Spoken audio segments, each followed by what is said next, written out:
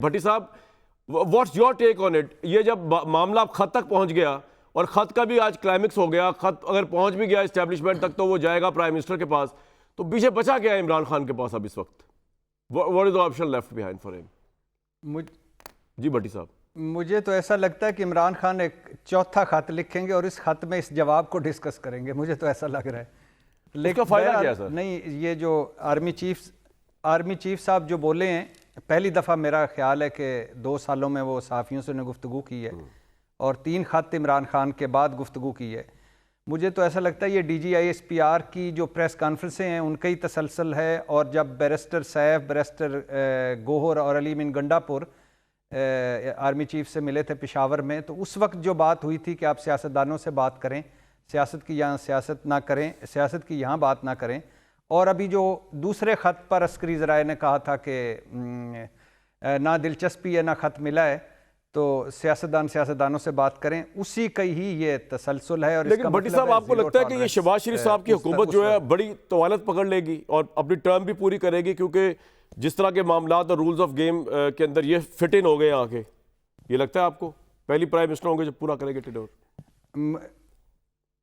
मुझे तो ऐसा लगता है भाईजान कि हमारी अल्लाह लंबी ज़िंदगी दे शहबाज शरीफ साहब को। मुझे तो लगता है कि क़यामत से 4 दिन पहले भी शहबाज शरीफ ही वज़ीर आज़म होंगे, जिस तरह वो काम कर रहे हैं। और अब तो मुझे लगता है कि नवाज शरीफ साहब का भी कोई चांस नहीं रहा, इमरान खान तो बहुत पीछे रह गए हैं। तो शहबाज शरीफ साहब उड़ान पाकिस्तान उड़ान भर चुका है। और अभी मेरे भाई वो कह रहे थे कि वो अहमद अवैस साहब के, और वो आप उनसे करप्शन का सवाल पूछ रहे थे, तो अभी ट्रांसपेरेंसी इंटरनेशनल की करप्शन की रिपोर्ट आई है, उसमें तो 2 दर्जे और गिर गए हैं अल्हम्दुलिल्लाह। तो इसका मतलब है कि इनकी हुकूमत के बारे में 2025 की रिपोर्ट के करप्शन बढ़ी है। और फिर दूसरी बात, जो पतन ने रिपोर्ट दी है, कमाल रिपोर्ट दी है भाई, मैंने ऐसी मुफस्सल रिपोर्ट कोई नहीं देखी, जिसका है 64 नए ज़राए धांधली के। अकील साहब, 64 नए ज़राए धांधली के। आप मुजद हैं, बानी हैं, आपने जो अल्हम्दुलिल्लाह पाकिस्तान को नई नई चीज़ें रोशनास कराई हैं। कभी ये पढ़ लीजिएगा और पढ़ के मेरे साथ ज़रूर डिस्कस कीजिएगा। मैं तो अश कर उठा हूँ इलेक्शन से पहले, इलेक्शन वाले दिन और इलेक्शन के बाद जो कुछ आपने किया। अच्छा अकील साहब, आ गया तो ठीक है भाई। आ गया अब मजीद तुसी की चाहते हो? अकील साहब, बात ये है कि इस वक्त सिचुएशन टोटली आपके कंट्रोल में लग रही है, तो व्हाट्स नेक्स्ट मूव सर? अब मुज़ाकरात वैसे आपने नहीं करने, अब तो आप बड़े पावरफुल पोजीशन में आ गए। आपके नज़दीक अब सारा मामला बिल्कुल ठीक चल रहा है, कोई ज़रूरत नहीं है तहरीक इंसाफ के ग्रीवेंसेस को एड्रेस करने की, कोई ज़रूरत नहीं है इमरान खान से बातचीत करने की? आपको लग रहा है अब Shehbaz Sharif is going to be the first prime minister who is going to complete his tenure, right? वैसे साहब को आवाज आ रही है? जी, आपकी लाइन डिस्कनेक्ट हो गई थी, सर अभी दोबारा कनेक्ट हुई। मैं ये कह रहा था कि अब तो बिल्कुल अल्हम्दुलिल्लाह 5 जी बोले 5 साल इंशाल्लाह पूरे करेंगे अल्लाह के फजलो करम से। और बिल्कुल मामलात बिल्कुल दुरुस्त चल रहे हैं, मामलात बिल्कुल अच्छी तरह चल रहे हैं। पाकिस्तान में बिल्कुल बेहतरी भी आ रही है। उड़ान पाकिस्तान प्रोग्राम के हवाले से बात करें, IMF के प्रोग्राम के हवाले से बात करें, वर्ल्ड बैंक का जो 10 साल प्रोग्राम है उस हवाले से बात करें, तो पाकिस्तान में तो बेहतरी आ रही है। और ये हम नहीं कह रहे, ये फिच की रिपोर्ट कह रही है, ये दीगर इंटरनेशनल रेटिंग एजेंसीज कह रही हैं, ये दीगर तमाम तर जितने फाइनेंशियल आपके इंस्टीट्यूशंस हैं वो कह रहे हैं कि मैक्रो इकनॉमिक तो जो इंडिकेटर्स हैं वो बिल्कुल दुरुस्त हैं। इसका ट्रिकल डाउन इफेक्ट आना है। फिल वक्त अल्हम्दुलिल्लाह पाकिस्तान डिफॉल्ट से बाहर है। पाकिस्तान की अवैस साहब जो एक पॉजिटिव, मुझे तो ये लग रहा है सर कि ये इसी तरह बिजनेस ऑफ द डे चलता रहेगा और इमरान खान साहब जेल में रहेंगे, इनका कॉम्बिनेशन बड़ा बेहतरीन चलता रहेगा। ये जो काम हो रहे हैं ये होते रहेंगे। ये अब लेटर भी तीसरे चौथे के बाद एक आम सी बात रह जाएगी, जैसे रूटीन मैटर। पहले बड़ा शॉकिंग था यार, लेटर आ गया, बड़ी खबर है, उसके बाद ये खबर भी नहीं रह जाएगी।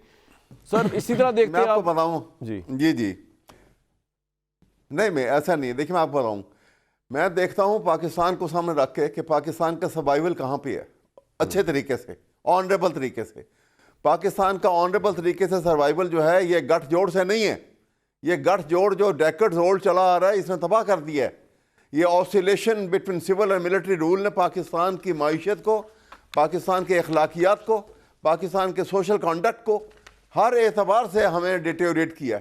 लिहाजा हमें, अगर पाकिस्तान ने फ्लरिश करना है साउंड लाइंस के ऊपर, तो पाकिस्तान को असली हालत में आइन को बहाल करके और सबको उसके ऊपर चलाना होगा। इसके बगैर सर पॉसिबल चीफ नहीं है। जस्टिस मैं तो मेरी मुतमईन बात है लिख कि लीजिए। अदलिया आजाद है, आइन पामाल नहीं हुआ हुआ, तो आप किस बुनियाद पे कह रहे हैं कि जी आइन को बहाल करना ये पड़ेगा? उसके मुतमईन होने से क्या होता है? देखिए मेरी बात सुनिए ना, उसके मुतमईन होने से क्या होता है, जो सामने चीजें लिखी हुई सामने अमेंडमेंट आ चुकी हैं, उनको ठीक है। एक एक को आप बैठ के एनालिसिस कर लीजिए, किसी दिन 2-3 घंटे का प्रोग्राम रखें और सारी एक एक करके अब आप ना सब रुक जाइए, करेंगे। मैं ये आपको को पाकिस्तान बताऊं, की ये एक कोई अच्छी और बताए। अचीवमेंट बता दूं ब्रेक पे जाते जाते, और एक बात और बता दूं कि हमने वो वेरीफाई किया, वो वैसा आप भी चेक कर लीजिएगा।